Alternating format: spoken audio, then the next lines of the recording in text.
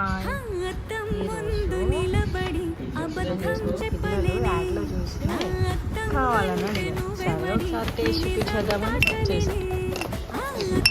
అయితే open taste ఎలా ఉందో చూద్దాం. ఇది వచ్చేసి ఏం ఫ్లేవర్ ఇది? బుబాటీనే. ఏంటిది ఫ్లేవర్? ఇది అయితే మనం ఇప్పుడు ట్రై చేస్తాం. ఇది ఒక ఫ్లేవర్. ఇది ఎందుకో కూడా నాకు నీకు నచ్చిన సంగీతం ఏంటి?